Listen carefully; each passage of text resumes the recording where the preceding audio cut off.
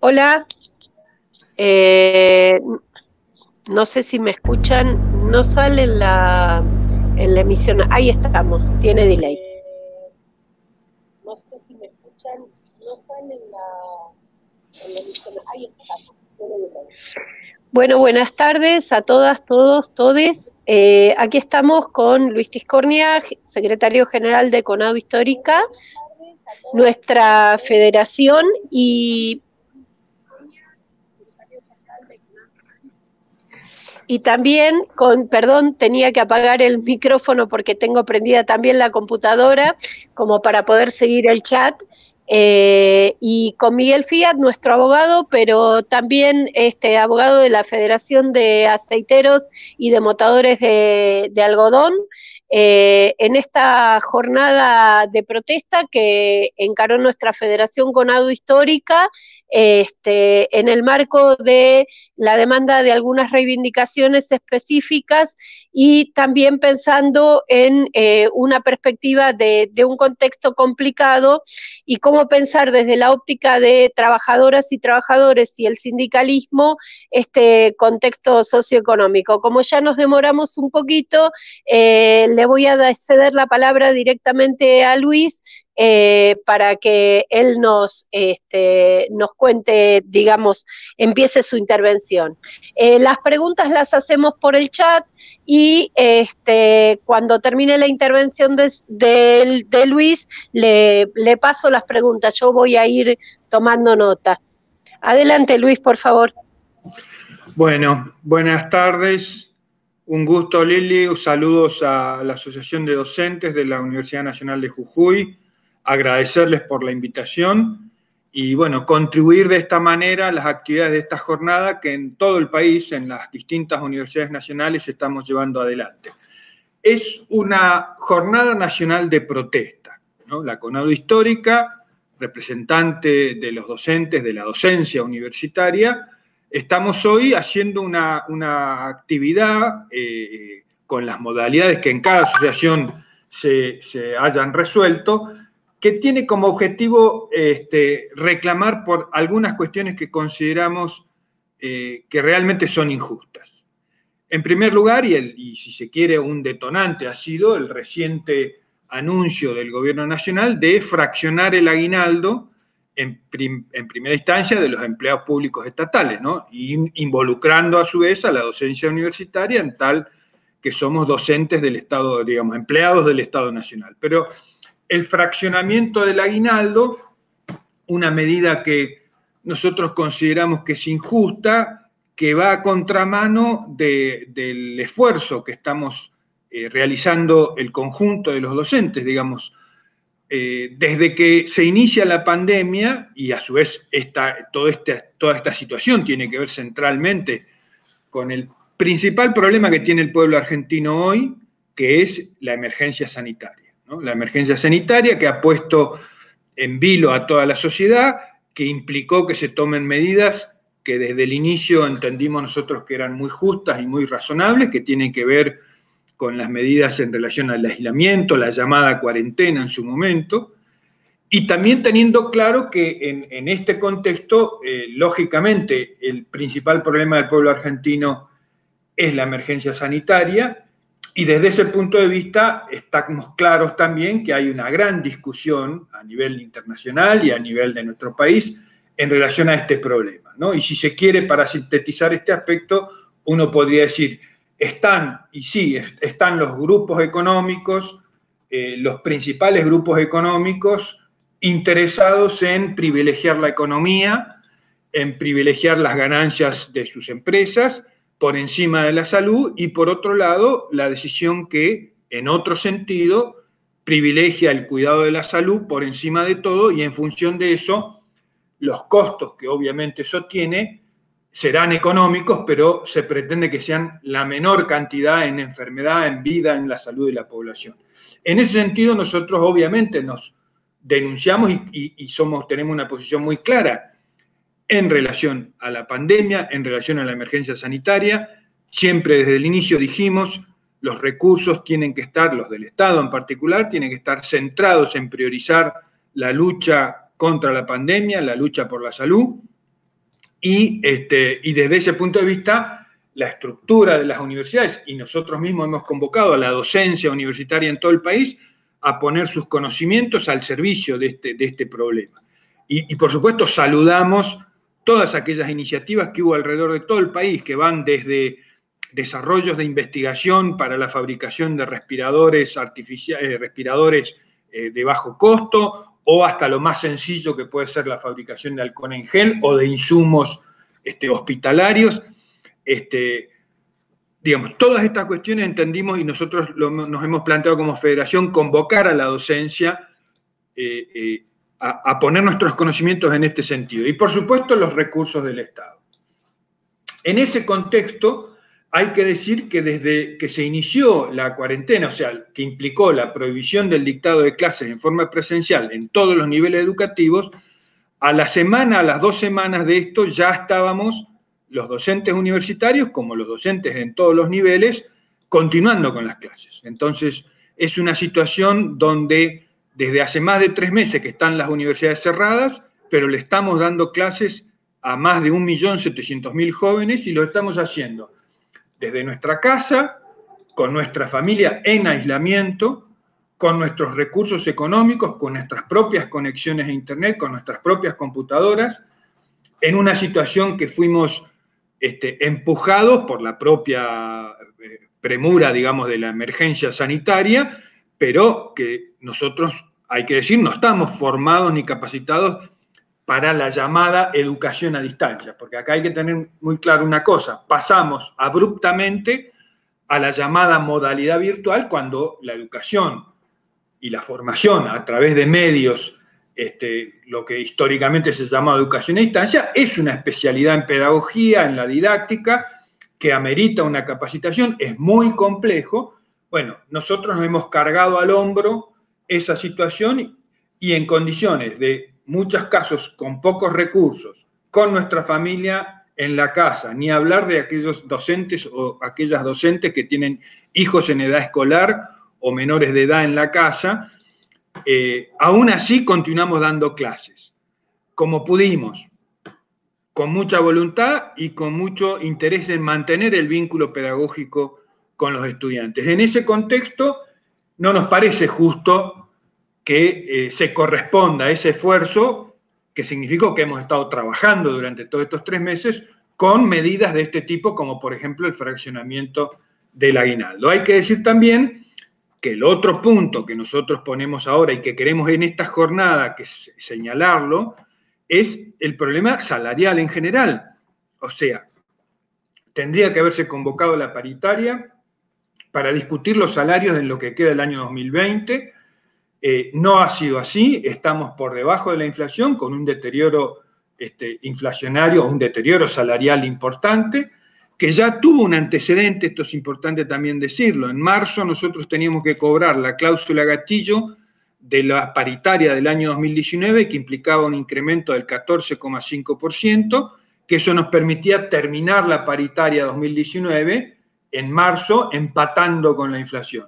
Bueno, ese acuerdo no se respetó, se pagó en marzo un 9,5%, con lo cual ahí nomás nos podaron casi más de 5% de los incrementos salariales, y a eso hay que sumarle la inflación de estos meses, con lo cual llegamos a junio con nuestros salarios por detrás de la inflación, con un deterioro relevante. Entonces, por lo menos debería abrirse la discusión, que además legalmente tiene que abrirse, porque la paritaria se vence en junio, para discutir esta situación, y eso no se ha hecho.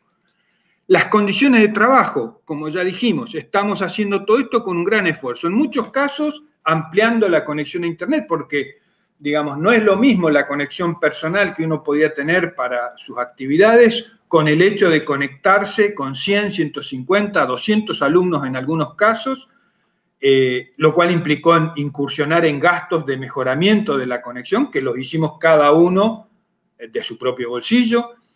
La situación en el hogar es una situación muy tensa. Imagínense que a partir de ahora pasamos a comunicarnos por Internet, con WhatsApp, con nuestros números telefónicos, con nuestro correo electrónico, con cursos en aquellos casos que son muy numerosos, implica 100, 150, 200 jóvenes que están a cualquier hora del día haciendo consultas, preguntando, conectándose. O sea, la separación entre la jornada laboral, la vida privada, el hogar, la familia, obviamente en este contexto se mezcla todo y es realmente una situación de mucha tensión. Y el sobretrabajo en el sentido de que todos los que hemos hecho esta experiencia en estos meses, terminamos diciendo, bueno, sí, efectivamente es el doble o el triple de trabajo que nuestra docencia llevada adelante en el aula con los alumnos, porque bueno, no estábamos capacitados y el trabajo mediado por la conexión a Internet implica una intensidad y casi una vinculación, una vinculación y interacción casi personalizada por la propia dinámica de la comunicación. Con lo cual, efectivamente, la situación de sobretrabajo es muy importante. Esto no está siendo reconocido. Las universidades están cerradas de hace 3 meses, pero nosotros le estamos dando clases de hace 3 meses a 1.700.000 jóvenes. Reiteramos, con sobretrabajo, poniendo en nuestros bolsillos los recursos, cuando uno podría decir, bueno, si las universidades están cerradas, efectivamente están ahorrando probablemente una cantidad de recursos importante. Bien, es así, estamos cargando sobre nuestros hombros la continuidad pedagógica de 1.700.000 jóvenes en este momento y pedimos que sea reconocido. Mínimamente deberían ser reconocidos los gastos en los cuales se está incursionando, debería ser reconocido el esfuerzo, debería ser reconocido el sobretrabajo. Esto no es así desde el Ministerio de Educación de la Nación, por lo tanto, en una jornada como esta, queremos llamar la atención sobre esto y hacerle este reclamo al Ministerio de Educación de la Nación. También nos planteamos el problema del presupuesto universitario. Si bien es cierto, como ya dijimos, si las universidades están cerradas, es de suponer que hay una serie de gastos que no se están realizando. Empecemos porque las aulas están vacías, los gastos de energía, ni de viáticos, ni de combustible, ni de trabajos prácticos, ni nada de eso se está gastando, pero también es cierto que por la situación crítica con la que en la economía nacional que asume este gobierno, y ahí sí hay que decir, la responsabilidad es fundamentalmente del gobierno anterior de haber dejado a las universidades desfinanciadas durante varios años, durante los 4 años de su gobierno, con un atraso presupuestario importante. Bueno, la crítica situación implicó que el presupuesto actual de las universidades sea un presupuesto de prórroga del año 2019. Digo esto, un pequeño paréntesis, presupuesto de prórroga quiere decir que como no está aprobado el presupuesto 2020, que no entró al Congreso todavía, las partidas son las mismas que en el año pasado nominalmente, con lo cual, con una inflación superior al 50%, en términos reales está claro que las universidades disponen de menos de la mitad de los fondos. En un momento donde hay que hacer inversiones muy importantes. ¿Por qué? Porque si bien las universidades están cerradas, hay miles de jóvenes que están quedando afuera de los estudios, por ejemplo, por fallas en la conectividad, sea porque no tienen conexión los estudiantes o porque los sistemas de conexión o plataformas de las universidades son muy débiles o deficitarios. Entonces hay que hacer un conjunto de inversiones que permitan a la docencia desarrollar nuestro trabajo, a los estudiantes conectarse y estudiar, que implica asignaciones presupuestarias extraordinarias. Y a su vez, la situación, llamémosle, de las becas, por ejemplo, estudiantiles, la situación del financiamiento del trabajo docente, la financiación de equipamiento, ¿no? Muchos docentes hemos tenido que actualizar el equipamiento, las computadoras, para poder desarrollar mínimamente en forma aceptable nuestro trabajo.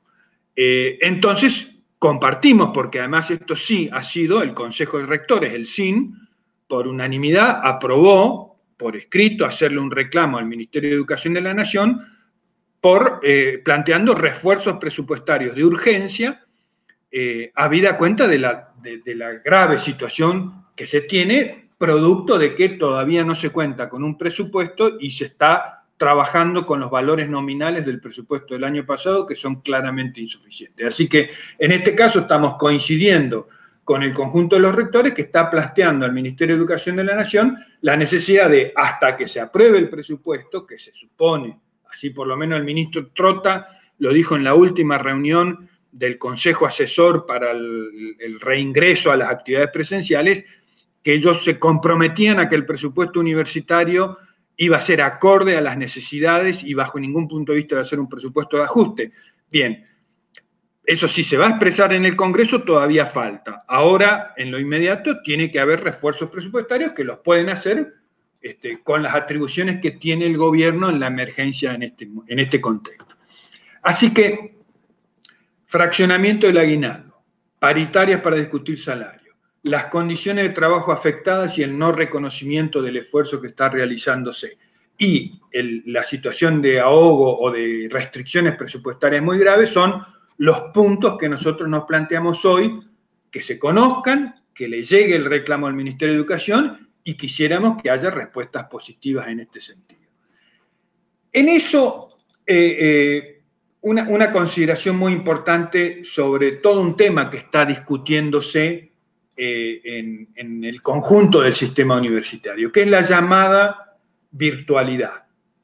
En algunos casos se habla de, y se empieza a utilizar casi como muletilla, una formulación que habla de una supuesta nueva normalidad, ¿no?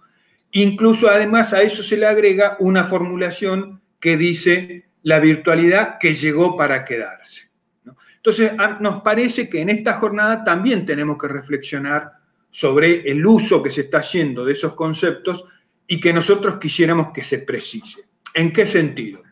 En primer lugar, esta es una situación extraordinaria, trágica, no deseada, no buscada, imprevista y, por lo tanto, transitoria, que nos empujó a que nosotros tengamos que apelar a la llamada modalidad virtual para tratar de mantener en la medida de lo posible el vínculo pedagógico y que los estudiantes pierdan lo menos posible.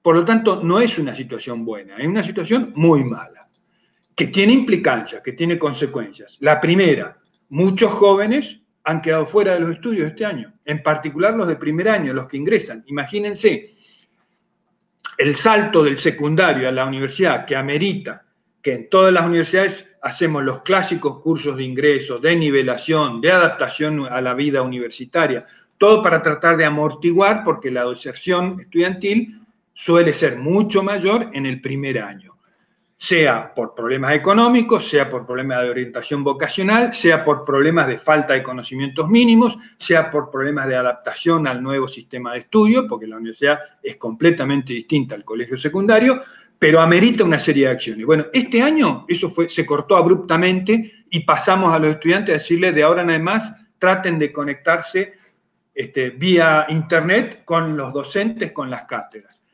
En muchos casos, y en algunos lugares es mayoritario, están manejándose los jóvenes con el teléfono celular. Eso es una situación que no es una nueva normalidad, eso es una situación que es una barbaridad.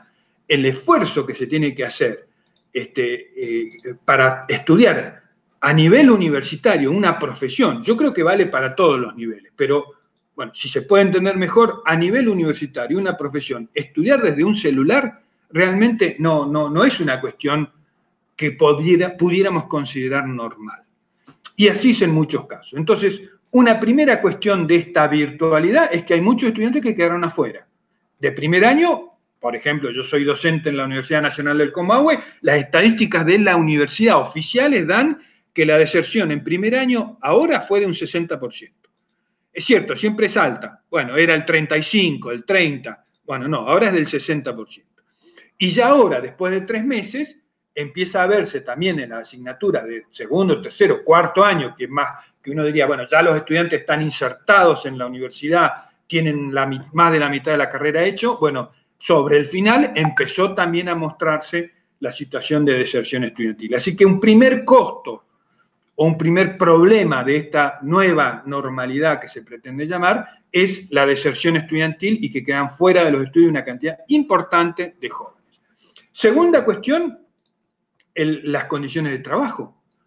O sea, estamos viviendo una situación de sobretrabajo, ya lo dijimos, de invasión de la vida familiar y del hogar mezclado con el trabajo, una cuestión que implica situaciones de exceso, digamos, por encima de las dedicaciones horarias que tenemos, pero además de mucha tensión en el hogar, ni hablar, vuelvo a decir, cuando se trata de familias con menores o jóvenes en situación escolar que también están en aislamiento en la casa.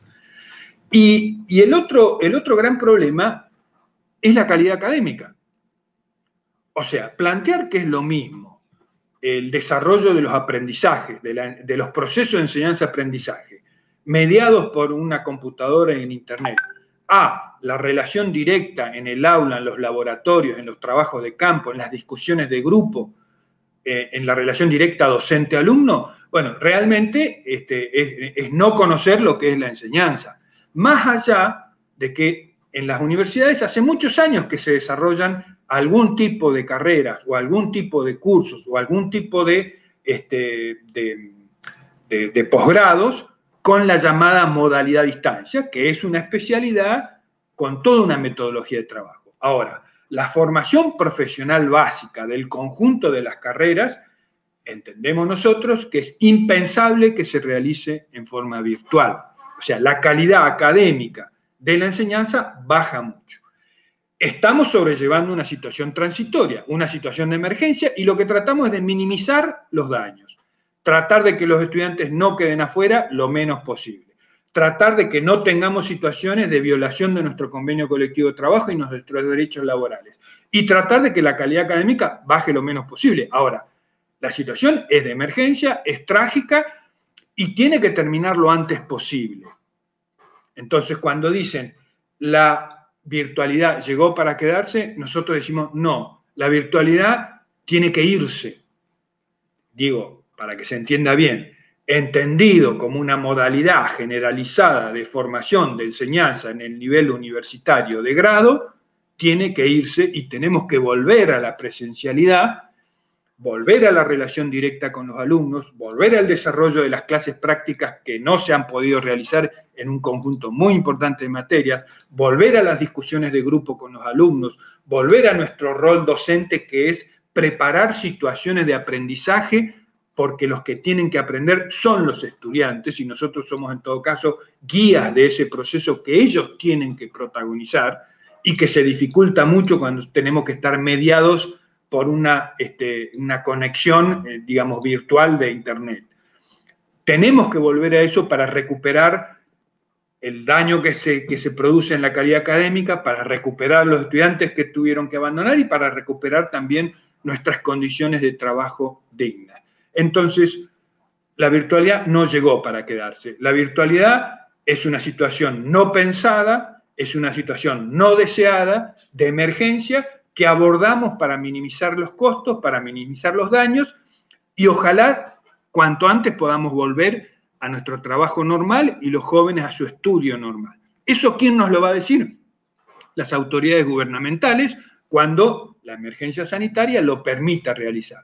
¿Cuánto va a durar? No sabemos. Está claro que hay idas y vueltas. Lo que pensamos que iba a durar un mes, no duró un mes. Lo que pensamos que iba a durar solamente este cuatrimestre, no se sabe si va a continuar o no, pero más allá de esa decisión, que lo que tiene que privilegiarse en esa decisión es las condiciones de salud de los estudiantes, de los docentes, de la comunidad en general, pero el norte es que nosotros, esto no es una nueva normalidad, esto es una situación no deseada y que tenemos que volver cuanto antes, ojalá se pueda, a la relación directa con los estudiantes en las facultades, en las aulas, en los laboratorios, en los trabajos de campo, en las discusiones de grupo. Eso no quita, porque todos los que tenemos, yo tengo 34 años de antigüedad en la docencia, cuando el presidente anunció en sus conferencias de prensa y decía las filminas, bueno, eso es de hace 30 años, ¿no? Cuando decía las filminas, bueno, ¿qué era? Era el proyector de transparencia, eran las diapositivas de esa época. Bueno, todos los llamados recursos tecnológicos para la enseñanza, ayudas didácticas, todo lo que aparezca, si el día de mañana se descubre una forma de teletransportarnos, pues seguramente haremos los trabajos prácticos, yo soy agrónomo en agronomía, y veremos los sistemas agroecológicos del mundo teletransportándonos a Centroamérica o a Asia. Está bien, o sea, no vamos a dejar de utilizar todos los recursos tecnológicos nuevos o que aparezcan o que aprendamos a manejarlos. Pero una cosa es eso, que eso es algo habitual en nuestro oficio, que es la docencia, y otra cosa es decir la virtualidad llegó para quedarse y cambió la forma de enseñar. Eso no es verdad, no es así como se enseña y no es así como se aprende. Bien, dicho esto y para ir cerrando, el contexto de la pandemia, efectivamente, es lo prioritario. Es lo prioritario, es la emergencia del pueblo, los recursos del Estado tienen que priorizar la emergencia sanitaria,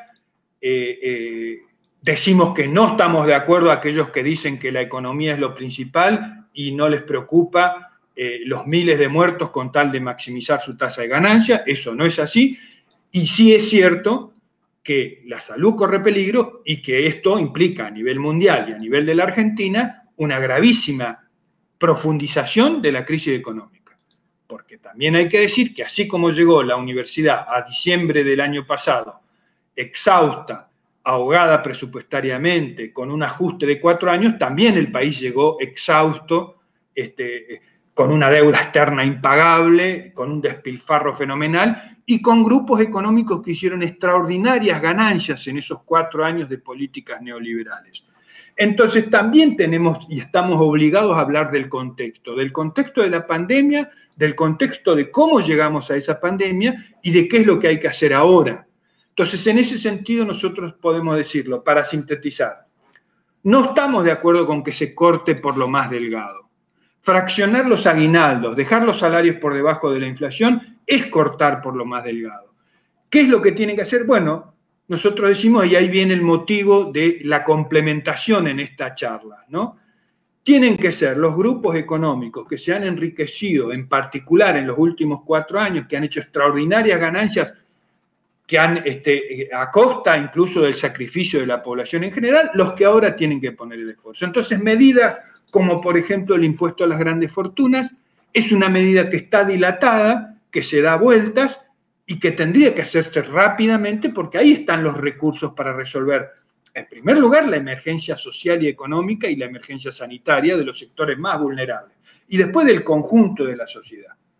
Y también está, por ejemplo, que el colega va a desarrollar ahora, la expropiación de Vicentín, un claro ejemplo de un grupo económico que estafó a miles de productores, que maneja el 8 o 9% del comercio de exportación de granos, que se fundió, que está en concurso de acreedores, que ya perdió la propiedad porque la va a perder, porque eso o se remata o lo compran intereses extranjeros, o se hace algo como la intervención y la expropiación que permita por lo menos recuperar algo de la soberanía económica en un sector estratégico como son las exportaciones y las exportaciones de granos. Bueno, ese tipo de medidas. O lo de la deuda externa, que nosotros decimos, bueno, se tiene que llegar a una situación donde se suspendan los pagos de la deuda externa, porque fue un gran desfalco a todo el pueblo argentino, los miles de millones que se contrajeron de deuda externa, y que ese dinero lo necesitamos para la emergencia ahora en la coyuntura y para la reactivación económica. Entonces, la jornada de protesta hoy la encuadramos en ese panorama, donde decimos, la pandemia es el principal problema del pueblo argentino, todos los recursos tienen que estar puestos ahí, se tiene que priorizar la salud, no se tiene que cortar por lo más delgado, se tiene que acelerar decisiones como por ejemplo la del impuesto a las grandes fortunas, como ejemplo de lo que debería ser una política impositiva general en ese rumbo. Y para cerrar en este tema, ¿por qué nosotros estamos planteando estas cosas? Somos un sindicato, ¿nos deberíamos solamente ocupar de nuestros intereses corporativos? Sí, eso es lo primero que tenemos que hacer, en el buen sentido los intereses corporativos. Nuestro rol es la defensa de los intereses de un sector de los trabajadores y las trabajadoras que somos los y las docentes universitarios, y esos intereses son los salariales, las condiciones de trabajo, nuestra formación, nuestra capacitación.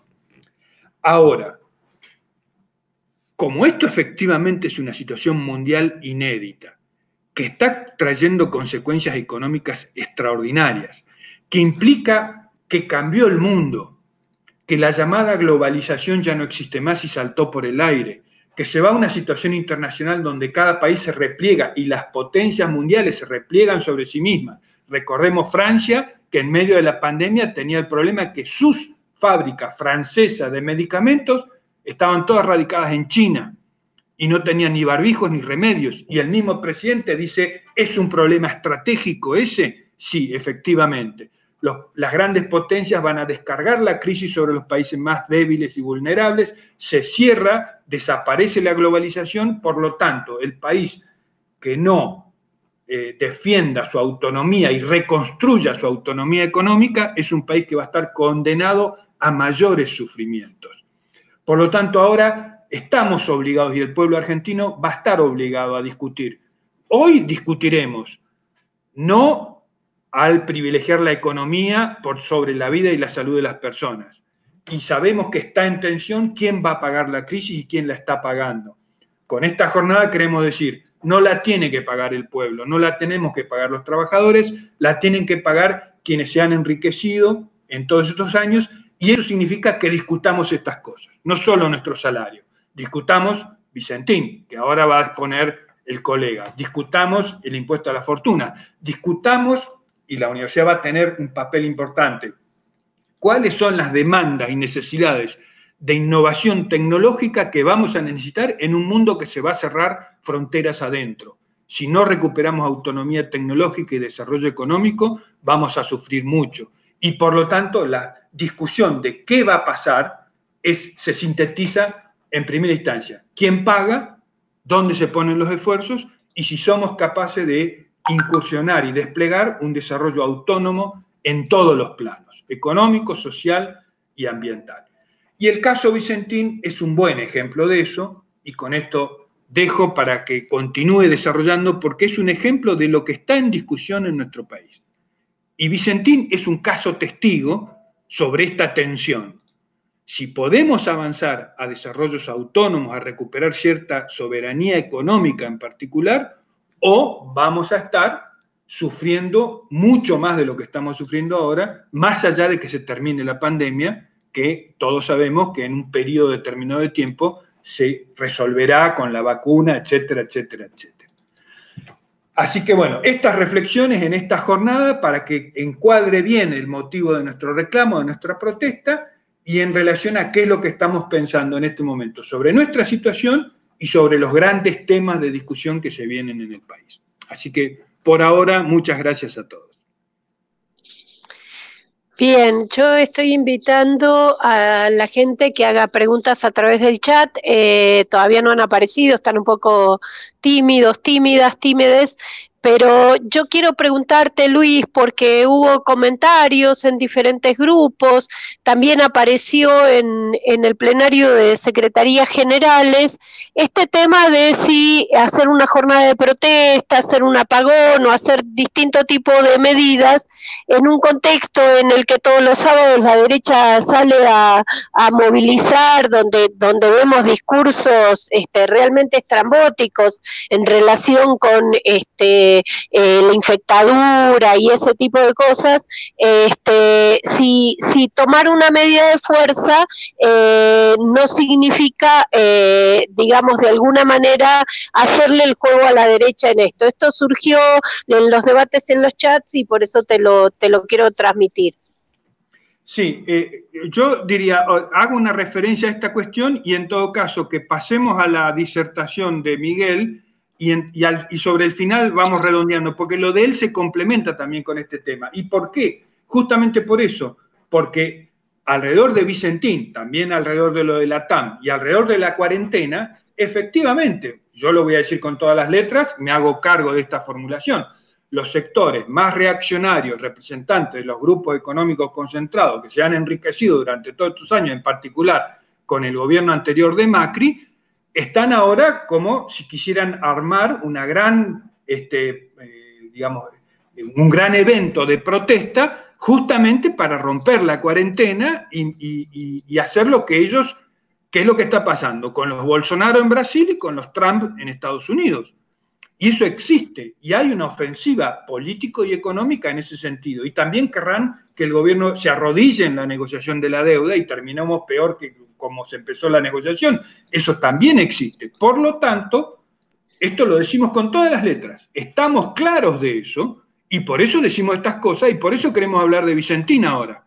porque justamente hicieron y pretendieron movilizar a los productores, en particular los pequeños productores, en favor de la empresa, cuando la empresa ya está rematándose, ya se fundieron y ya estafó a medio mundo en una forma escandalosa. Entonces, que hablemos ahora de Vicentín tiene que ver con dar respuesta a esto también. Y también yo podría decir, bueno, pero lo quiero citar también al presidente, Alberto Fernández. Dijo, cuando vean que hay algo que no les parece bien, díganlo y movilícense. Bueno, no nos parece bien que fraccionen el aguinaldo. No nos parece bien que no estemos discutiendo con las paritarias. No digo que resolvamos ya, pero que estemos discutiendo mínimamente. No nos parece bien que no haya ningún reconocimiento real al esfuerzo que se está haciendo. No nos parece bien que el presupuesto de las universidades no permita ni siquiera a veces mejorar lo que tenemos que hacer desde nuestra casa, que es la conectividad y queden los jóvenes sin poder estudiar. Bueno, no nos parece bien, lo estamos diciendo y señalamos claramente que la divisoria de aguas hoy es, cuidamos, ahora en la coyuntura, cuidamos la salud o maximizamos las ganancias de las empresas. Eso es así. Y en ese sentido estamos del lado de la salud de la población. Pero yo me parece muy interesante que Miguel nos pueda mostrar un poquito este tema de lo de Vicentín, porque hace a esta discusión que está planteada en todos lados. ¿Qué está pasando y qué tenemos que hacer? Bien, tomamos nota entonces de las consultas. Hay un par de consultas en el chat que las postergamos para después que hable Miguel y presentamos a Miguel Fiat, orgullosamente para nosotros a Diunju, nuestro abogado, pero además para mí esto es una cosa personal, uno de los mejores abogados laboralistas del país, que además es abogado de la Federación de Aceiteros y de Motadores de Algodón, que justamente está directamente afectada por el caso Vicentín. Miguel, te dejamos la palabra y después nos encontramos con las preguntas del chat. Bueno, muchas gracias. Primero, gracias por tus palabras propias de la exageración de una amiga y de una compañera. Buenas noches a todos, a todas las compañeras, los compañeros. Saludarlo a Luis Tircornia, muy claro su análisis. Gracias por darme el pie con Vicentín, porque no sabía cómo entrar dentro de la problemática universitaria, pero me parece que estamos hablando de lo mismo. Me parece que estamos hablando tanto de los reclamos que se le haga al Estado como la actitud activa que está tomando el Estado, efectivamente, o el gobierno, efectivamente, en temas como Vicentín. Me parece que forman parte de una discusión. Para entrar en tema, Vicentín, la problemática de Vicentín es, casi diría que con el paso de los días se agrega un cuerpo de expediente al concurso, ¿no? Es realmente, pone de manifiesto una modalidad de offshorización de esta telaraña de empresas offshore que se fueron formando en el país con mucha rapidez a partir del último gobierno. Vicentín, a ver, quise separar la charla en qué es la empresa, de qué estamos hablando cuando hablamos de Vicentín, cuál es la deuda real de Vicentín y con quién, y cuáles son los mecanismos o las alternativas que se han tirado sobre la mesa para defender, aunque parezca paradójico, defender que la empresa no desaparezca, y defender a los trabajadores y defender a los productores. Y en el medio, ¿qué pasa con este concurso llevado adelante por el juez de Reconquista, un juez civil y comercial en Reconquista, que, dicho sea de paso, pero no tan de paso, es un ex asesor del Banco Nación, de la sucursal Reconquista del Banco Nación, sobre el cual ya vamos a hablar en relación a la deuda de Vicentín. Si uno lee la carta pública que sacó Vicentín y que se encargan de reproducir algunos medios de comunicación o algunos comunicadores de medios de comunicación, y parece que estamos ante una empresa familiar, es la primera palabra que cierra, una empresa familiar, del interior del país, del norte, de la Argentina profunda, de Santa Fe. Si uno escucha y lee la carta a los lectores que saca Vicentín, parece que es un conjunto de colonos recién bajados del barco, cultivando la tierra y criando vacas y esforzándose por el país que le ha dado cobijo. En realidad Vicentín es un holding, un grupo económico de más de entre 20 y 25 empresas conocidas, de las que vamos conociendo o de las que se van conociendo a partir de entrar al concurso. No solamente este conjunto, este holding económico compuesto por 20 y 25 empresas conocidas que son controladoras y controlantes entre ellas, es decir, hay todo un sistema, toda una ingeniería jurídica y económica por la cual entre todas las empresas del Grupo Vicentín triangulan operaciones, se otorgan préstamos, se generan deudas, se compran y se venden entre ellas, los balances son realmente muy difíciles de entender cuando los presentan, porque el del 2019 tampoco lo presentaron, pero digo, el que está en concurso es una empresa que se llama Vicentín Sociedad Anónima de Industria y Comercio, es decir, Vicentín SAIC. Vicentín SAIC es parte de este entramado de más de 20, 25 empresas, entre las que tienen además más de 8 o 10 actividades industriales distintas. Vicentín no solamente es cerealera, es una empresa dedicada al sector oleaginoso, es decir, a la producción, a la molienda, producción y exportación de aceites y harinas. Vicentín también es desmotadora de algodón, casi diríamos que empezó con la actividad del desmote de algodón, que es una actividad industrial. También Vicentín es socia de La Joya de la Corona, que es una empresa que se llama Renova, que la tiene en sociedad con otra empresa que se llama Glencore. Renova es la productora más grande de Latinoamérica de biodiesel. Vicentín también son frigoríficos. Las hamburguesas, esta Friar, el frigorífico Friar, también es Vicentín. Vicentín es feedlot, es decir, la cría de ganado. Vicentín también es la producción de vinos, con unos nombres que resultan graciosos si no fuesen tan ciertos los títulos. Vicentín también es acopio y exportación de miel. Vicentín también es fabricación y exportadora de jugos concentrados. Vicentín es fabricadora de pañales y el algodón estrella. Es decir, estamos hablando de un verdadero holding económico muy alejado de una empresa familiar, más allá de que todos los directivos o muchos directivos tengan el apellido Vicentín en las distintas empresas, eso no lo convierte en una empresa familiar. Pero además Vicentín, y es cierto lo que decía Luis precediéndome, Vicentín no se encuentra entre las empresas perdedoras del sistema. No es que Vicentín lo agarra una pandemia mundial y ya venía remando una situación económica complicada y la pandemia viene a complicarlo más y el cierre de los mercados internacionales que hablaba Luis viene a complicarlo más. Vicentín en el 2019 tuvo una facturación anual de 4.200 millones de dólares. Vicentín en el 2019 pasado a pesos tuvo una ganancia neta de 30.000 millones de pesos.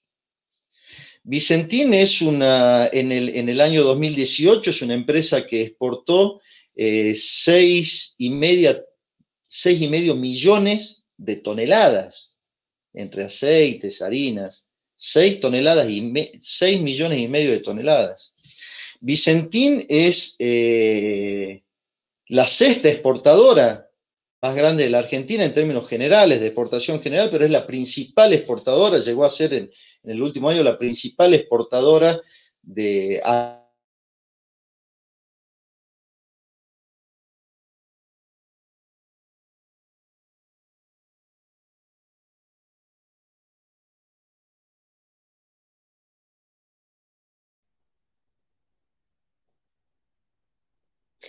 Bueno, no sé si se cayó la conexión de Miguel, quedó congelado. Parece que hace mucho frío en su casa.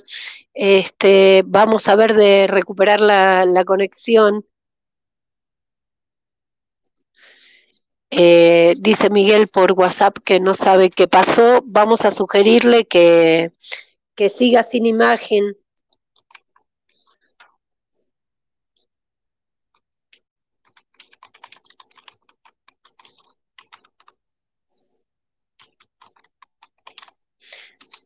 Bueno, es complicada esta hora de conexión porque hay mucha demanda, pero parece que otra vez se cayó la internet. Estamos tratando de conectarnos para que entre sin imagen.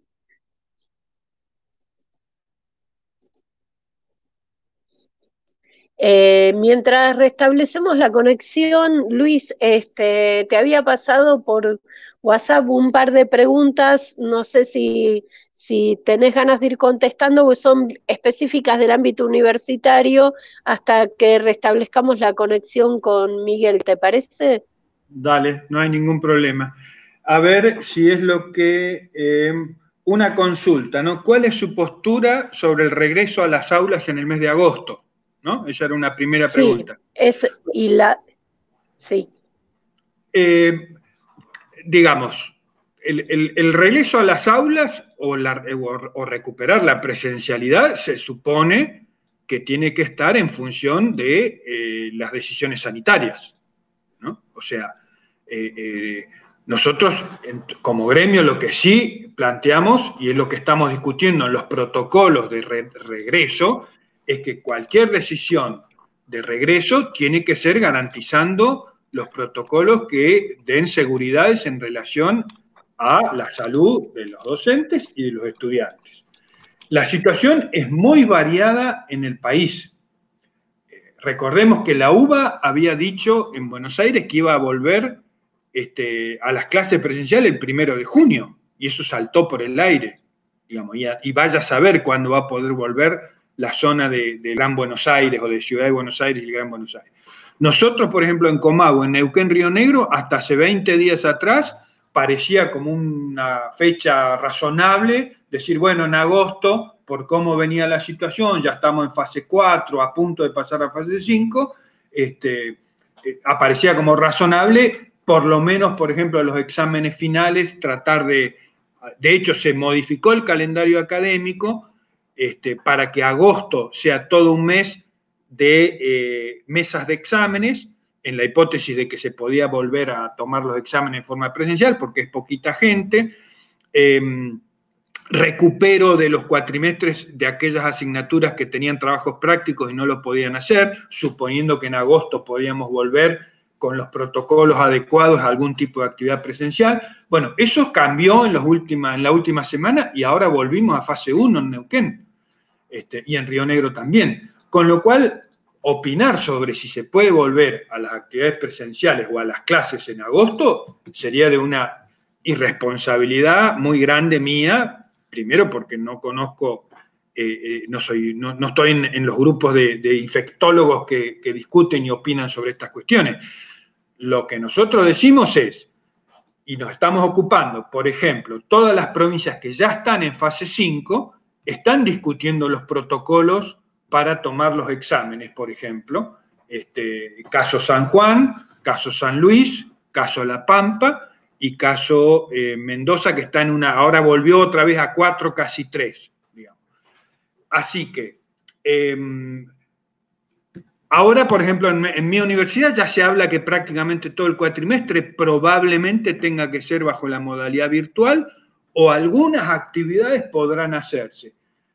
Efectivamente, lo de la universidad además tiene el otro problema, que es que en el caso del retorno a las clases en la escuela, eso nos explicaba en expertos en el tema, estoy repitiendo, nos decían, el movimiento de los jóvenes es local, es en el barrio o en la ciudad. Ahora, en el caso de la universidad, que somos adultos, hay mucha circulación interjurisdiccional. Imagínense, universidad, yo soy del interior, de Neuquén, pero nosotros tenemos miramos La Plata, Córdoba, Buenos Aires, Rosario, Tucumán, la cantidad de jóvenes de distintos lugares del país que van a estudiar ahí. Bueno, ese es un problema serio. Entonces, el norte es, ojalá podamos volver lo antes que se pueda a las actividades presenciales. Y toda vuelta a las actividades presenciales tiene que ser con protocolos muy estrictos que garanticen la salud de los docentes y de los estudiantes. Eso va a tener que verse en cada universidad y en cada región. Ahí está Miguel, ¿puede ser? Bueno, sí, volvió. No. Miguel.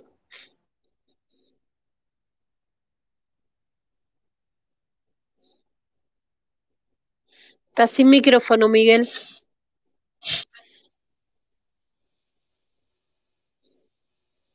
No. Hola. Hola, sí.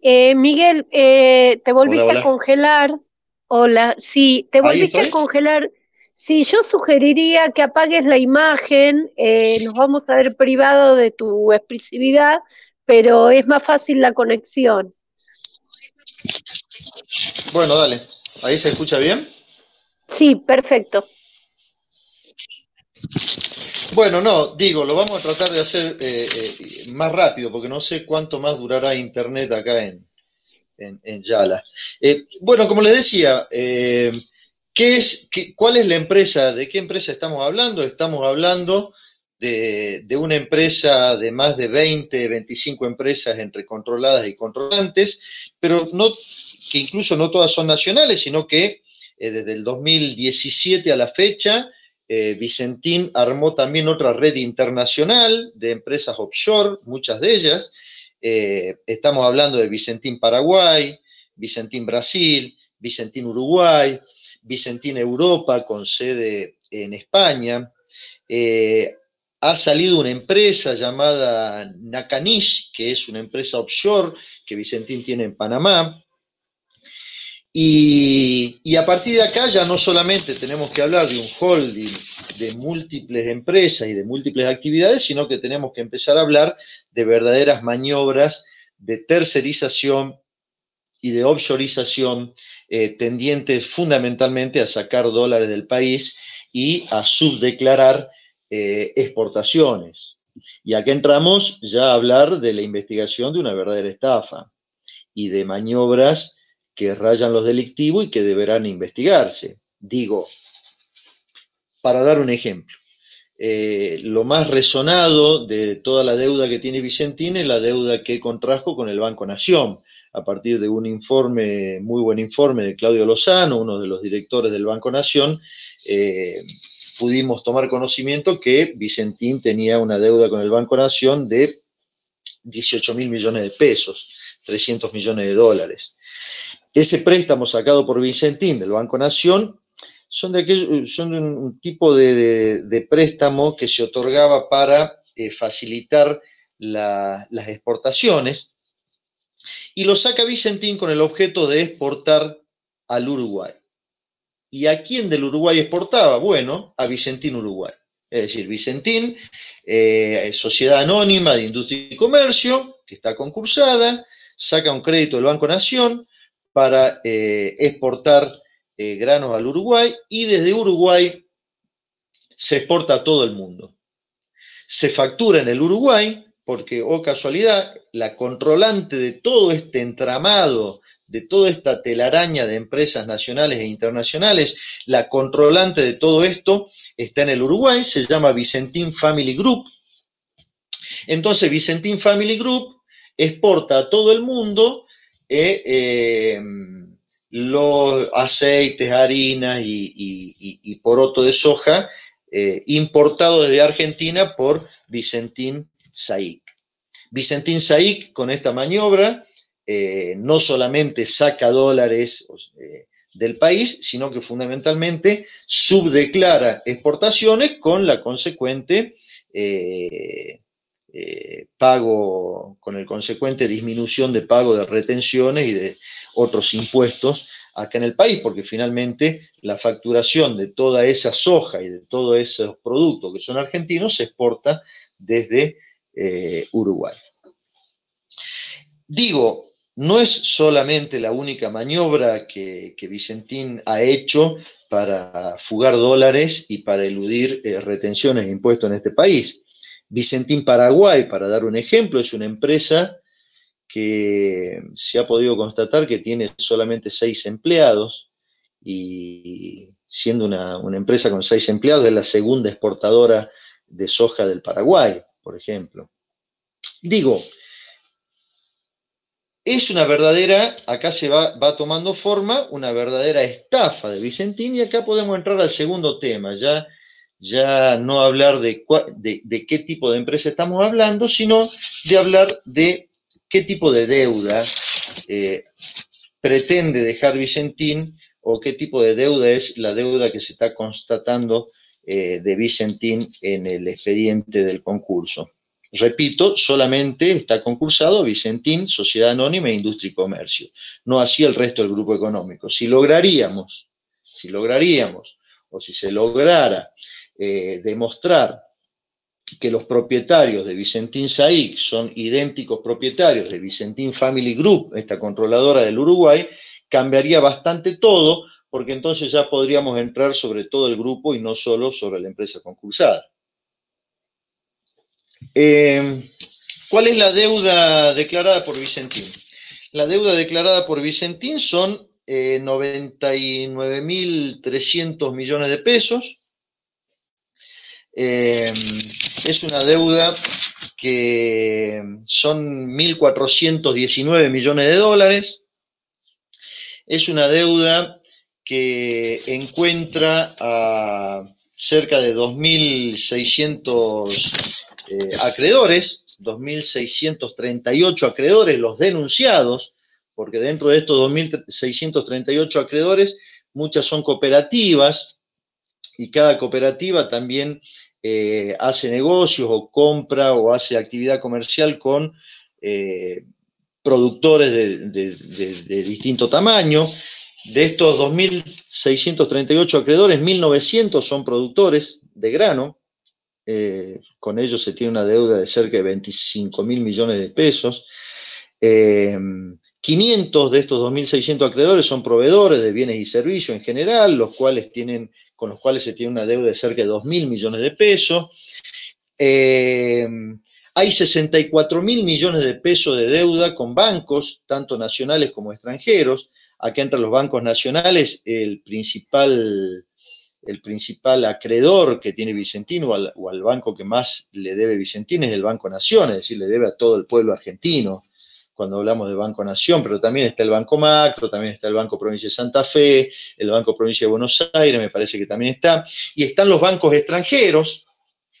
Es importante este jugador, este acreedor extranjero, no solamente porque van a comenzar los juicios con jurisdicción en los Estados Unidos, sino porque la deuda que calcula Vicentín al momento de presentarse al concurso, allá por febrero,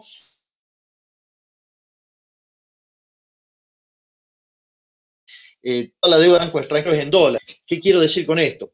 Que cuando Vicentín se presenta una deuda de 99.000 millones de pesos y presenta un activo de 100.000 millones de pesos, ya estamos en problema con esa sola presentación. Digo, está presentando igual cantidad de pasivos que de activos, pero si actualizamos la deuda en dólares hoy, estoy absolutamente seguro que el pasivo de Vicentín es mucho más grande que el activo declarado en el concurso. También se le debe a la AFIP, también, y acá ¿a quién más le debe Vicentín? Debe 6.000 millones de pesos entre ellos. Hay acreedores que son el propio Vicentín.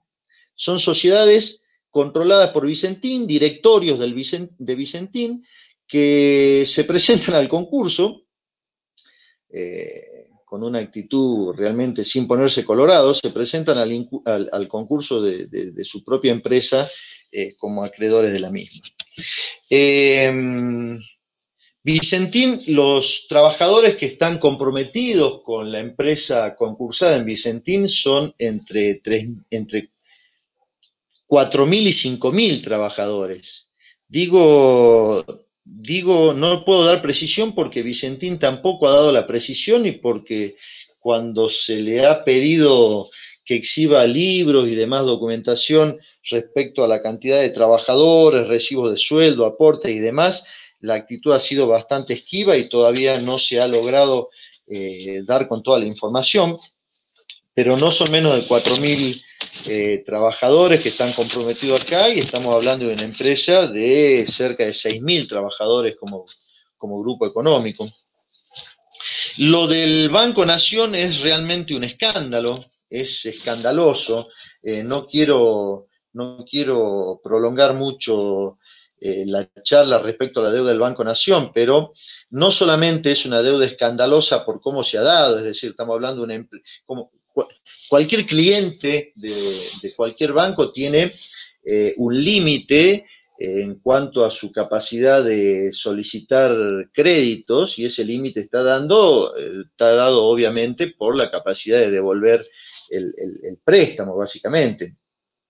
El límite que tenía Vicentín a principios del año 2018 eran de 8.300 millones de pesos, algo así como 296.500 dólares. Ese era su calificación, ese era el límite según su calificación. Esto en el 2019 ya era una suma de 11.000 millones de pesos, porque el dólar iba cambiando su cotización. En abril del 2019 esta deuda era cerca de 12.500 millones. Digo, la deuda iba subiendo y Vicentín no iba cancelando el crédito. Por lo tanto, llegamos a abril, en el cual se le vencía la calificación que el banco le había otorgado a Vicentín, y para renovar su calificación tenía que pagar pagar bastante de aquellos 8.800 o 8.300 millones de pesos que había sacado en préstamo. No los paga, y sin embargo, pese a una alerta del área de riesgos del banco, el gerente del Banco Nación toma la decisión de prorrogar la calificación de Vicentín, que ya no estaba calificado en abril para seguir solicitando crédito. Sin embargo, en el mes de agosto del 2019 se le otorga un nuevo crédito. En el mes de agosto también deja de pagar absolutamente al banco, y sin embargo en noviembre se le habilita un nuevo crédito de 105 millones de dólares. Es decir, es escandaloso por todos lados. Por donde se lo mire, la actitud que ha tomado el Banco Nación en relación a Vicentín. La pregunta surge ¿por qué? Y la respuesta es muy fácil, porque Vicentín en las últimas campañas de Cambiemos en la última campaña fue el principal aportante con 13.000 millones de pesos, pero también fue aportante en la campaña del año 2005 y en la campaña del año 2015 y en la campaña del año 2017. En el 2015 aportó con 6 millones de pesos a la campaña, en el año 2017 aportó con 8 millones de pesos, y en el año 2019 finalmente aporta con 13 millones y medio de pesos a la campaña. Bueno, es fácil entonces, no menos indignante, pero sí fácil saber por qué el Banco Nación toma esta actitud con Vicentín. Además, violando toda norma propia del Banco Nación en relación a superar aquel límite que les había dicho antes de los 8.000 millones de préstamos, de capacidad de préstamo, sino también violando normas del Banco Central, que prohíbe a cualquier banco otorgar créditos por encima del 15% del patrimonio total de la entidad. La deuda de 18.000 millones de pesos de Vicentín excedía el 15% incluso del patrimonio del Banco Nación. Pero además es más escandaloso si uno toma conocimiento que en el mes de noviembre, justo en el mes de noviembre, ingresan a la sede, a la filial del Banco Nación de Reconquista, de la cual había sido asesor el actual juez de la quiebra, ingresan al Banco de Reconquista, a la sede del Banco Nación de Reconquista, 790 millones de dólares. Esto quiere decir que en el mes de noviembre el Banco Nación perfectamente podría haberse cobrado podría haberse cobrado la deuda con Vicentín, ya que 790 millones de dólares casi duplicaba o más que duplicaba la deuda de 300 millones de pesos Vicentín. Sin embargo, nada de esto sucedió. Por supuesto, la cuenta de Reconquista ya no tiene esos 700 millones de dólares y no se fue sobre ellos para cobrar el crédito y defender el patrimonio de todos los argentinos. Frente a todo esto, Vicentín en el mes de febrero se presenta al concurso. El concurso lo lleva adelante el juez de Reconquista y entra a jugar activamente el gobierno nacional a través de este decreto, el decreto 522 del 2020, que dispone la intervención transitoria de Vicentín Saic por 60 días y nombra interventores para hacerse cargo de esta situación. El juez de la quiebra, a través de la resolución 169, suspende los efectos del DNU, también en un decisorio judicial bastante turbio, vidrioso, confuso, porque por un lado se declara incompetente para declarar la inconstitucionalidad del decreto, no obstante lo deja sin efecto, restituyendo a la administración de la empresa a toda la gestión de Vicentín que había llevado a esta situación calamitosa a la empresa. Una vez que fracasa vía judicial este intento de intervención a través del DNU, que es un intento de intervención basándose en la ley de expropiaciones, se presenta a la Inspección General de Personas Jurídicas de la provincia de Santa Fe y solicita una intervención, pero esta vez una intervención judicial, ya no basándose en la ley de expropiaciones, sino basándose en la ley de sociedades comerciales, a la cual el juez no le dice que no, pero le da un trámite de incidente. Esto quiere decir, se tramita en otro expediente y le dice, si querés que discutamos de este pedido de intervención, lo discutimos, pero no en este expediente que estoy tratando el caso de Vicentín. Ese pedido de intervención de la Inspección General de Personas Jurídicas iba con lo que se conoció como el proyecto Perotti, que en realidad era una propuesta de una intervención judicial, y empezar a caminar ya no hacia una expropiación, sino hacia la formación de una empresa de economía mixta entre público y privado. Hasta acá los datos. Pero bueno, soy abogado de la Federación Aceitera y la Federación Aceitera se presentó en el expediente apoyando la intervención, por lo tanto algunas palabras respecto al por qué un sindicato, una asociación sindical participa ya no solamente de la defensa del mantenimiento de la fuente de trabajo de estos 4.000 obreros y de las condiciones laborales, ya no solamente se moviliza y manifiesta para que una empresa no cierre y deje el escenario de guerra que pretende, o de destrucción que pretende dejar Vicentín, sino que va más allá y nos manifestamos solicitando o apoyando la intervención que había sido pedida por personas jurídicas de la provincia de Santa Fe. Y lo hacemos porque estamos convencidos que la intervención es necesaria, la intervención del Estado. Es necesaria por distintas cuestiones que no lo van a hacer a través del concurso de acreedores. Primero, para garantizar la continuidad de la empresa. Haber devuelto a la empresa o haber restituido a la empresa al directorio que había llevado a esta catástrofe, de ninguna manera garantiza la continuidad de la empresa, porque son los mismos productores los que no quieren darle granos a Vicentín.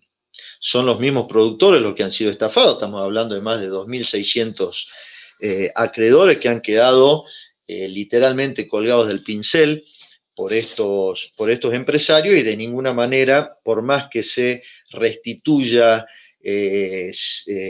la habilitación para negociar en la Bolsa de Rosario, por más que se levanten todas las barreras que le había puesto AFIP por más que se lo habilite para funcionar, los productores no van a trabajar con este directorio.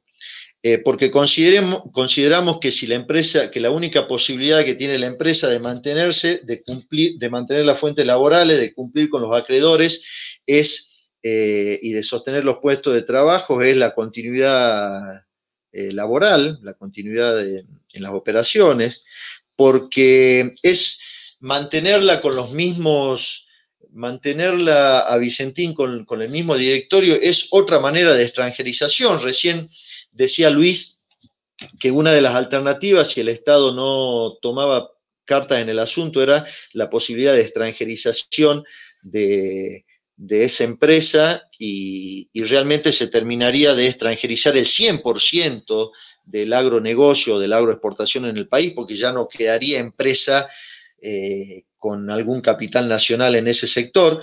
Pero, y lo decía Luis, por esto que ya se habían anotado para comprar otras grandes empresas como Cargill, Dreyfus, Molinos, o el mismo COFCO.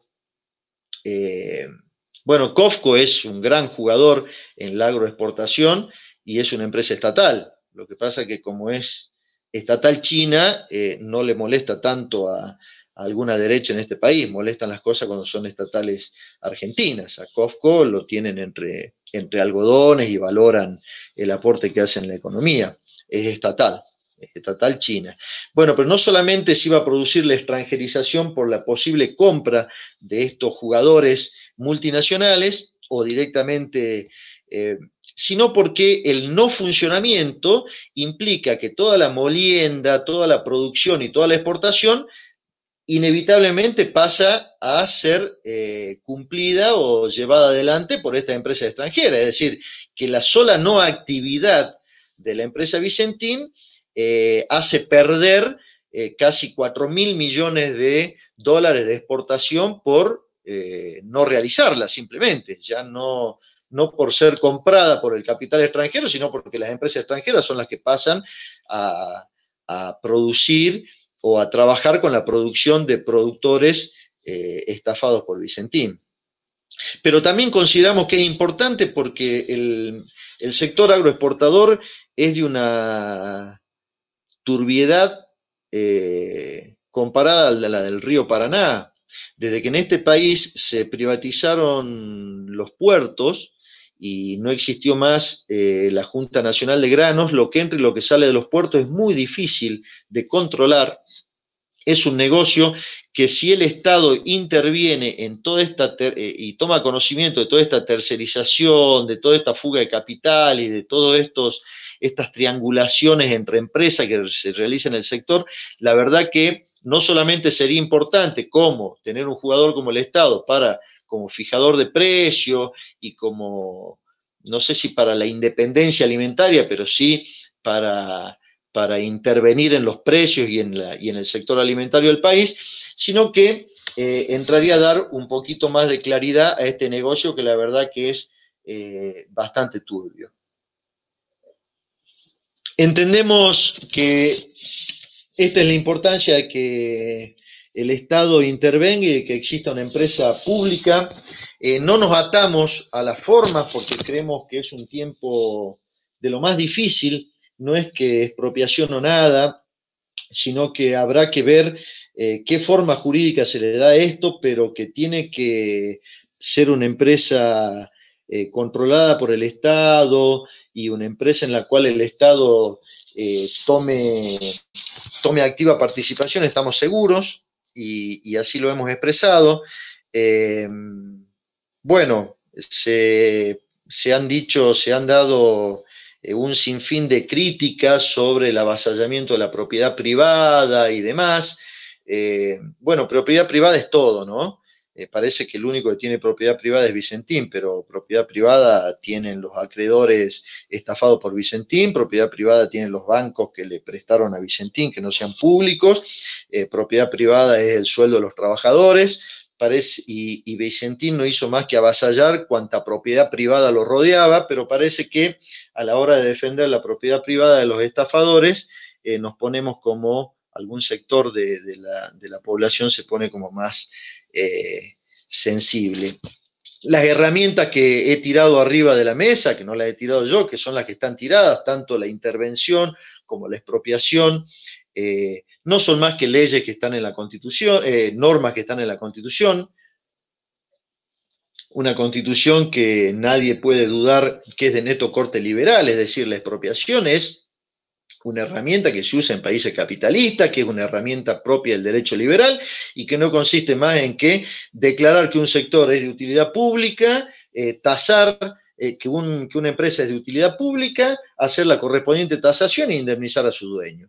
Esto no es una cosa inventada en Venezuela, ni en Cuba, ni en la Unión Soviética en el 17. La expropiación es una herramienta jurídica tan capitalista y tan liberal como nuestra Constitución, por lo tanto, nada, es una herramienta que está a la mano, así como la ley de sociedad y así como la ley de quiebra. Bueno, yo hasta acá, como para abrir el debate, y espero no haber aburrido demasiado a la concurrencia. Muchísimas gracias. Bueno, no aburriste para nada y quedan, digamos, un tramo largo para seguir viendo todas estas cosas porque sin duda ahí aparecen actores, como vos señalabas, desde la desaparición de la Junta Nacional de Granos, la privatización de los puertos, estamos frente a un negocio que mueve miles y miles de millones de dólares y realmente es absolutamente turbio en cuanto a las posibilidades de control que puede hacer un Estado soberano. Luis, te invito a que hagas algún comentario al respecto. Sí, yo, digamos, creo que nosotros hay que analizar este caso en particular en el momento, en la situación que está el mundo transitando en este momento y la situación que está transitando nuestro país. Digo, no podemos, creo que, a ver si alguno de los amigos peronistas me ayuda, creo que era Perón el que decía que para orientarse bien en la política interna, lo primero que había que hacer era mirar la política internacional, ¿no? O la situación internacional, creo que era él. Bueno, ese es un tema clave hoy, porque él se orientó en eso en el 45-46 y ahí abrió una brecha que le permitió al país recuperar un grado de autonomía nacional relativamente considerable. Bueno, hoy es un momento internacional donde el país que no haga eso está frito, lo digo con un lenguaje muy coloquial. Por lo tanto, esto de Vicentín es una oportunidad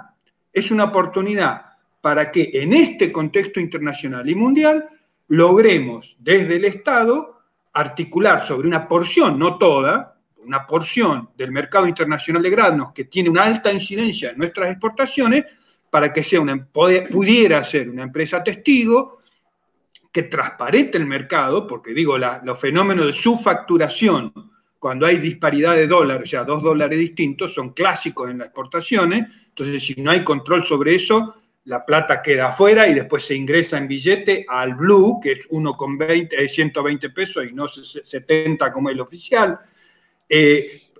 Testigo para los productores, para el mercado interno. Es una necesidad en la coyuntura internacional hoy aprovechar esta oportunidad. Es lo mismo, mire, les doy otro ejemplo ya que soy de Neuquén, es lo mismo que sería lo de YPF.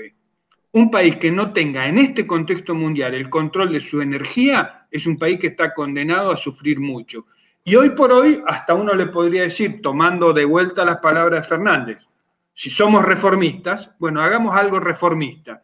Por ejemplo, las acciones de YPF de la parte privada que todavía tienen, porque la estatación fue incompleta, hoy valen 300, 400 millones de dólares, porque se cayeron todas las acciones a nivel mundial de las compañías. Bueno, con 300 millones de dólares recuperamos YPF y le hacemos 100% capital accionario argentino. Y recuperamos en esta coyuntura, con poco esfuerzo, una herramienta para el desarrollo nacional increíble. Bueno, son oportunidades y son necesidades.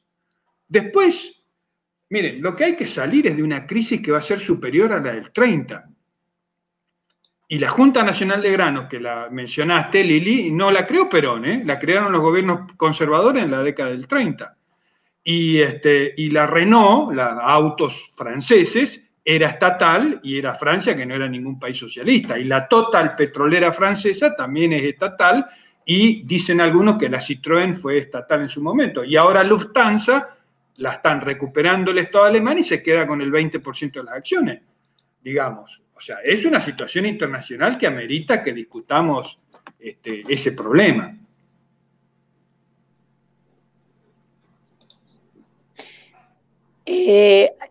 Pregunta para Miguel si el sindicato evaluó participar en el control de la empresa, control obrero en el directorio.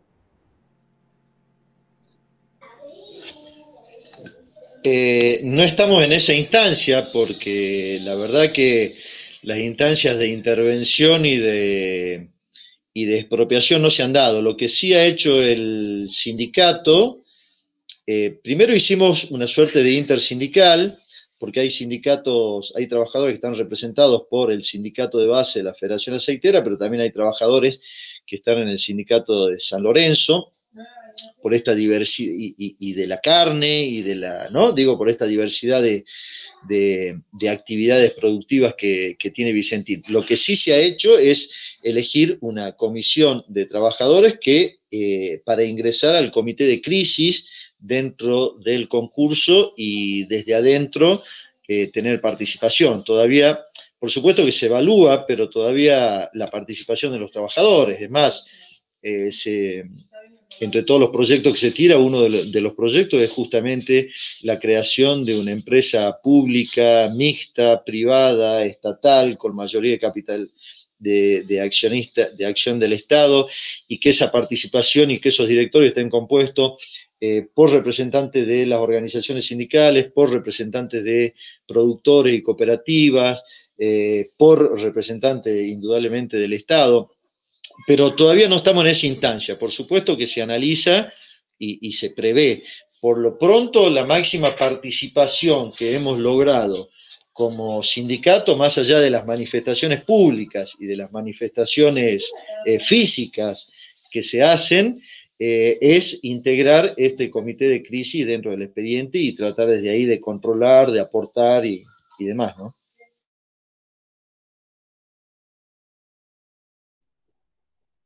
Bueno, quedaban algunas preguntas pendientes sobre el tema universidad, pero antes de irnos de este tema más general, yo quería preguntarles a Miguel y a Luis, hay una de las cosas que circuló por los medios de difusión hegemónicos y pro-macristas es que el impuesto, la pérdida que está sufriendo la economía argentina es tan grande que este impuesto a las riquezas solo sería una gota en el mar, porque no llegaría a compensar, digamos, de lo que se necesita. Y por otro lado, ¿qué opinan de eso? Y por otro lado, ¿qué opinan de el sistema impositivo argentino, donde, bueno, parte de la docencia de investigadores e investigadoras universitarias sufrimos particularmente esto del impuesto a las ganancias cuando el salario no es ganancia, y si ven alguna posibilidad de que en lo inmediato se pueda aprovechar esta situación de pandemia y presionar desde los diferentes sectores para que transformar nuestro sistema impositivo, aunque sea para que en el marco capitalista sea un poco mejor, un poquito más justo, más distributivo, digamos. Miguel. Sí, a ver, me parece que imaginando este país post-pandémico, lo que vamos a tener, lo que va a hacer falta es discutir y poner en marcha todo un set de nuevas políticas sociales, fiscales, de vivienda, de ingreso. Debemos acelerar la recomposición de un estado de bienestar en la Argentina. Yo no tengo dudas que eso es necesario. Y en ese recomponer un estado de bienestar en la Argentina, e indudablemente tenemos que enfocarnos en primer lugar a una modificación del sistema impositivo en la Argentina. Yo estoy de acuerdo que un impuesto por única vez no va a sacar al país adelante. Me daría gracia que sea la derecha la que lo diga, que sería una gota en el mar. Bueno, no hay problema, pongan la gota en el mar. Vamos llegando al mar a través de la primera gotita, si quieren. Pero creo que no solamente sería necesario un impuesto que de alguna manera colabore para este gran esfuerzo que se está haciendo como Estado para sostener ciertos sectores dentro de este aislamiento social, sino que sí hay que rediscutir fuertemente una modificación del sistema impositivo, y tampoco es producto de la chavización de un gobierno, impuestos altos para salir de las crisis lo ha usado Japón en su momento, lo ha usado Alemania, lo han usado países capitalistas. Todo país que quiera reconstruir un estado de bienestar tiene una política impositiva fuerte, y ni siquiera lo dice un sospechado de rojo como puedo ser yo, digamos. Lo hacen los países socialdemócratas, lo hacen los países capitalistas, quienes quieren alejarse de esta suerte de capitalismo antisalarial que nos propone el neoliberalismo en tiempo de esta parte. Pero, yendo a tu pregunta, creo que sí, creo que hay que avanzar con ese tipo de reformas, pero coincido con Luis, es muy importante ver la resolución de este conflicto. Yo creo que el conflicto de Vicentín nos interpela en muchos aspectos. Se está peleando contra los mismos que ganaron la pulseada en el 2008. No sé si están igual de compactados, no sé si están igual de unidos, no sé si tienen la misma adhesión social.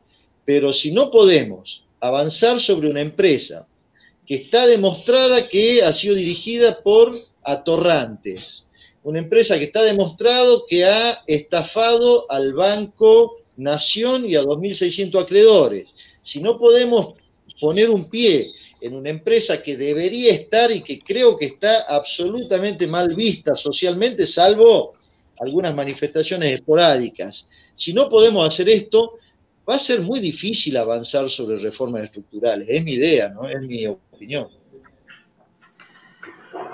A ver, un aporte. Calculan que el impuesto a las grandes fortunas podría ser alrededor de 3.000 y pico de millones de dólares. Digamos, una gotita no es un par de baldes por lo menos. Digo, a ver, para darles una comparación, cuando discutimos con el gobierno, y fíjense la comparación que voy a hacer, cuando discutimos con el gobierno en marzo, por el tema de la cláusula gatillo nuestro, que era un 14% y no nos quiso pagar, ¿por qué no nos quiso pagar? Porque decía que no tenía plata. Y nos pagó el 9,5%. Ahí nos pegó una podada de un 5%. Y yo discutía con los funcionarios de ahí de educación y decía, pero escúchenme, ¿por qué? ¿Qué necesidad? No puede ser que no tengan plata para pagar un acuerdo paritario, dicho sea de paso que es un acuerdo de ley. ¿Cuánta es la plata que se van a ahorrar? Y son 1.200 millones de pesos. Con esa poda que nos hicieron, se ahorraron 1.200 millones de pesos. Me lo dijo el funcionario del ministerio. ¿Cuántos son? 20 millones de dólares. Y con un impuesto del 3% a la grande fortuna estaríamos recaudando 3.000 millones de dólares. Entonces, no es una gotita. Y es por única vez. O sea, cuando nosotros, todos los trabajadores, perdemos con la inflación, ¿qué estamos hablando? Pierdo el 10%, pierdo el 15%. El que tuvo acuerdos paritarios malos el año pasado, o muy malos, está 15%, 20% abajo de la inflación. Y acá estamos hablando de aplicar un 3% a fortunas que superan, no sé si el parámetro es el millón o los 2 millones de dólares. Entonces, no es una gotita, es una masa de recursos que vendrían muy bien para resolver, en primer lugar, las urgencias populares más sentidas. Pero después mucho más, porque 3.000 millones de dólares es un montoncito de plata con el cual se pueden hacer muchas cosas. Y es por única vez, no debería ser por única vez.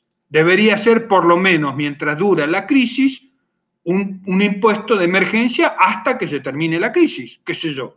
No es mucho, y no se van a morir de hambre por poner el 3% de fortuna de más de 2 millones y pico de dólares.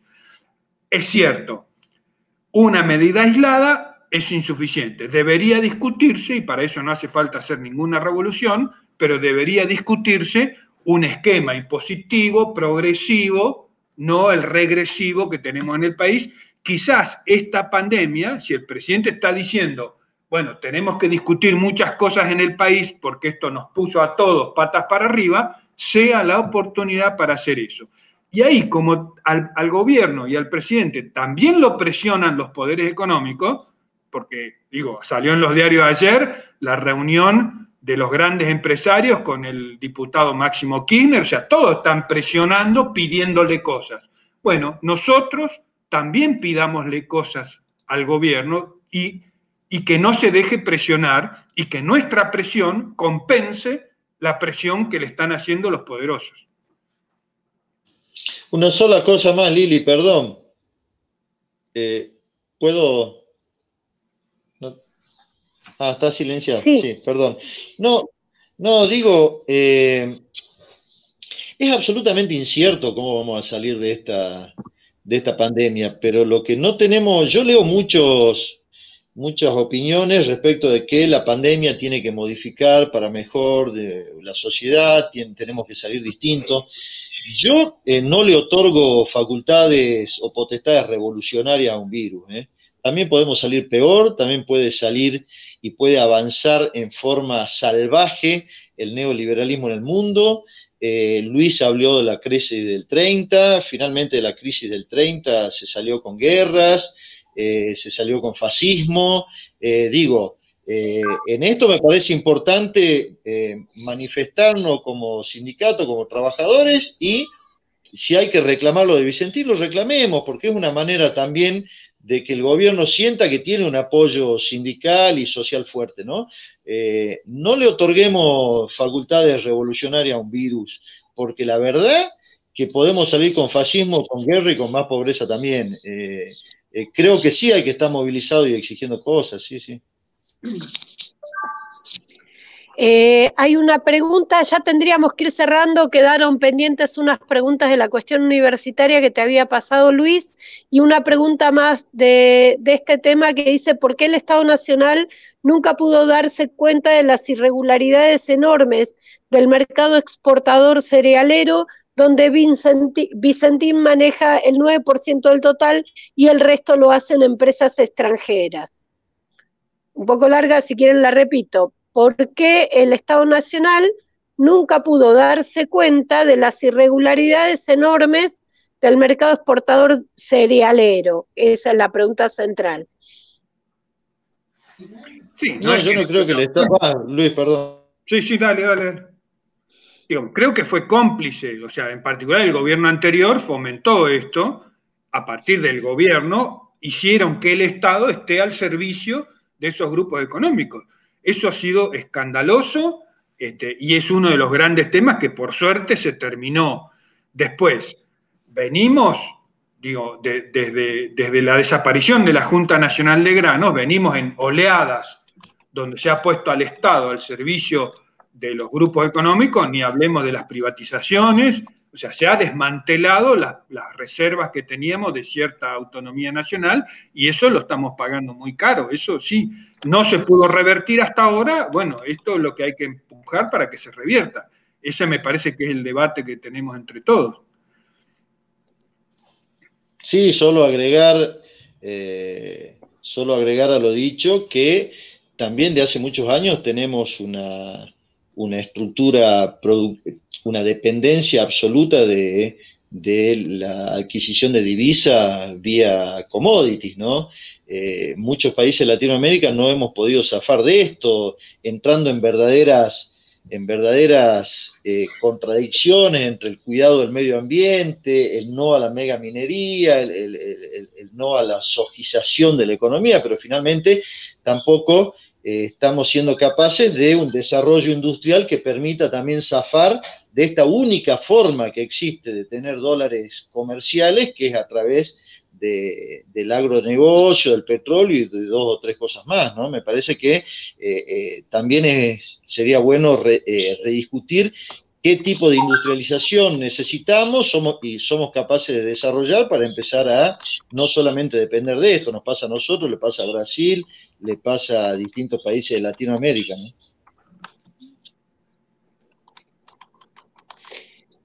Bueno, entonces quedan pendientes un par de preguntas sobre la cuestión universitaria que yo le había pasado a Luis, que no sé si quiere sintetizarlas. Sí, trato de hacer una frase para esto último que dijo Miguel, y lo dejo, no me voy a cerrar. Miren, yo soy agrónomo, hace 30 años que me especializo en el desarrollo rural. No hay posibilidades de soberanía alimentaria si nosotros no logramos, entendida como un desarrollo armónico, sustentable, etcétera, etcétera, si no logramos un desarrollo industrial autónomo. Es imposible. Por lo tanto, la clave está en el desarrollo industrial autónomo. Pregunta sobre si se puede medir el presupuesto que se ahorran las universidades con lo virtual. Miren, es muy difícil, pero uno podría decir, efectivamente, la luz y el gas que antes se gastaba en las aulas, los recursos, las drogas, los trabajos prácticos, todo eso no se está gastando. Combustible en los vehículos no se está gastando, pasaje de avión no se gasta, viáticos no se gasta. Bueno, habría que ver. Pero hay una situación que quiero señalar. Hay una disparidad muy grande entre las universidades del país. Porque que la Universidad de La Plata, hace poco, pueda anunciar de que le va a garantizar a todos los estudiantes de La Plata, a todos los estudiantes de la Universidad de La Plata, que van a tener su computadora para poder estudiar, pregunto si la Universidad de Jujuy lo puede hacer o la Universidad de Comahue, donde soy yo, lo puede hacer. Que la Universidad de Córdoba haya dicho que le iba a garantizar los paquetes de datos a todos los estudiantes de la Universidad de Córdoba para que no tengan problema de conectividad, y hace 15 días anunció que cualquier docente que tuviera problema de conectividad también le garantizaban la computadora y la conectividad y el paquete de datos, pregunto si eso está sucediendo en Jujuy o en Comahue o en la Universidad Patagonia Austral.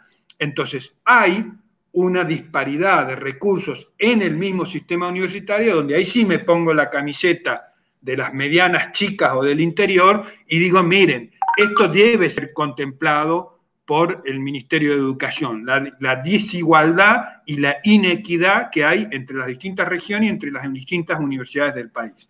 Así que hay que prestarle a la nación, hay que prestarle atención a este tema y hay que exigírselo al gobierno nacional. Porque el Ministerio de Educación no puede ser para Buenos Aires nada más, tiene que ser para todo el país. Preguntaban acá la lógica, a ver si entendí, ¿no? La lógica de algunos sectores donde el tema del aguinaldo o las paritarias libres no son un derecho universal. Efectivamente, digamos, esa lógica, siempre hay alguien peor que nosotros, por lo tanto nuestro reclamo no tiene razón de ser, es una falsa, digamos, no es honesto ese razonamiento. No es honesto ese razonamiento. Por eso nosotros decimos, miren, nos quitaron, dije hace un ratito, 20 millones de dólares o 1.000 millones de pesos o lo que sea, con la poda de los salarios de marzo. Bueno, si aplicáramos el impuesto a la fortuna, juntamos 3.000 millones de dólares. Entonces, no es que estamos hablando, cuando reclamamos nosotros, estamos mirando también de dónde pueden salir los recursos, y esos recursos son de los que más tienen o han acumulado ganancias extraordinarias. Entonces sí tiene sentido nuestro reclamo. Y el aguinaldo es un derecho, y me lo decía un dirigente peronista, lo puso Perón el aguinaldo, la verdad que me duele que toque el aguinaldo un gobierno que es peronista. Bueno, sí, la verdad que no deberían tocar el aguinaldo, no es, y tampoco es plata que se ahorran, porque habría que sacar la cuenta cuánto se ahorra el Estado por dividir en 2 o 3 cuotas cuando tiene a mano la posibilidad de recaudar 3.000 millones de dólares. Si la virtualidad llegó para quedarse porque esa práctica se promueve, se realiza de lo sindical, digo, también no es una buena pregunta. Estamos tratando de hacer todo lo que podamos. Digo, en este periodo, la única posibilidad que tenemos de juntarnos, de discutir, es ahora en este caso a través de este medio, porque estamos en aislamiento. Entonces, estamos haciendo lo que se puede, estamos haciendo asambleas virtuales en algunos lugares, estamos haciendo reuniones de secretario general en forma virtual. Es todo un problema, lo acabamos de ver con nuestra charla de hoy, con las caídas de conexión, etcétera, etcétera, y eso no tiene nada que ver con la discusión de fondo, que es el proceso de enseñanza-aprendizaje en la modalidad virtual. Una cosa es una actividad virtual y otra cosa es el proceso de enseñanza-aprendizaje a través o mediado con este tipo de herramientas virtuales. Estamos hablando de eso cuando decimos tenemos que volver a la presencialidad. No si vamos a hacer una reunión más o menos por computadora, por conexión, o no, o viajamos todos y nos juntamos. Entiendo, digo, para cerrar, efectivamente, hay, quiero reafirmar lo último que dijo Miguel. La pandemia no es transformadora. La pandemia es una tragedia que perjudica y está haciendo desastre en lo sanitario. Por suerte estamos zafando bastante. Y en lo económico, no estamos zafando, va a ser un serio problema. Efectivamente, o se sale por derecha con fascismo, con autoritarismo, como está haciendo Bolsonaro, y va a ser Trump, o se sale a favor de la gente, de la sociedad y del pueblo. Eso está en discusión, y no está dicho cómo va a terminar. Por lo tanto, vayamos pensando qué cosas tenemos que hacer para que la salida no sea de esas salidas tan horrendas como por derecha, por fascismo, por autoritarismo o por guerras. Digo porque ya si miramos al mundo también empieza a haber tiroteos, o sea que la situación es para que nos ocupemos de eso, no solo si damos clase o no damos clase. Bien, compañeros, compañeras presentes en la transmisión, estamos cerrando. Yo quiero agradecerles a Miguel, a Luis, los aportes. No sé si quieren agregar algo más, pero reafirmar desde nuestra condición de sindicalistas, de gente ligada al sindicalismo, que trabajadoras y trabajadores tenemos no solo derecho a opinar y a debatir sobre las reivindicaciones específicas, sino por sobre todo recuperar un aspecto de la ciudadanía que el capitalismo no le confiere a trabajadores y trabajadoras, que es el debate sobre la distribución económica y la política económica y cómo salimos de eso, digamos. Entonces, esta fue la razón por la cual desde nuestra asociación quisimos contribuir en esta jornada de protesta a tratar de ponernos en el debate, pero también presentarnos ante la sociedad como un elemento de presión, porque si la derecha presiona, trabajadores y trabajadoras también tenemos que presionar para preservar nuestros derechos y una política económica que nos favorezca y que favorezca al campo popular. No sé si quieren agregar algo más, los dejo para despedirse y cerramos.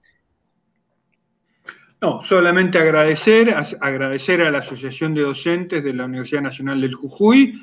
Es una actividad en una jornada de reclamo nacional y bueno, espero haber podido aportar a todas estas cosas que vamos a tener que seguir debatiendo, porque efectivamente todo el pueblo argentino cada vez más vamos a estar involucrados en grandes debates acerca de cómo salimos de esta situación tan complicada y difícil para el pueblo y para el país. No, en idéntico sentido, agradecerte, Lili, la confianza, agradecerte la locura de invitar a un tipo como yo a hablar de economía pero no, me parece que la conclusión es que y lo que yo me llevo de escuchar a Luis, de ver cuáles han sido las dudas sobre la jornada y demás, yo creo que el rol que está haciendo el sindicalismo docente universitario con jornadas como esta es, por supuesto, primero, defender los intereses puntuales de los trabajadores y las trabajadoras docentes, defender al sector, es el mandato histórico y elemental de una asociación sindical, la defensa del salario y de las condiciones laborales de los trabajadores y las trabajadoras, pero no perder de vista una política general hacia la clase, porque me parece que esa es la contribución hacia lo político. ¿Cuál es el rol político del sindicalismo? Bueno, cuestiones como esta. No creo que el rol político del sindicalismo es solamente tener representantes en una Cámara de Diputados, en una Cámara de Senadores, ocupar lugar del poder. El rol político del sindicato es empujar medidas que beneficien a su pueblo, que modifiquen la correlación de fuerza. Entonces, esto de una jornada puntual para la docencia universitaria, pero no perdiendo de vista la política general del país, me parece que es jugar los dos roles, el rol reivindicativo y el rol político del sindicalismo, y la celebro, la aplaudo y me pongo a disposición para cuantas veces pueda colaborar. Muchísimas gracias por todo. Bueno, gracias a ustedes, gracias por todos sus aportes, y les recordamos que en el canal de YouTube de Adiunju queda grabada esta mesa panel y que estamos a disposición para seguir con estos debates. Gracias y buenas noches. Buenas noches.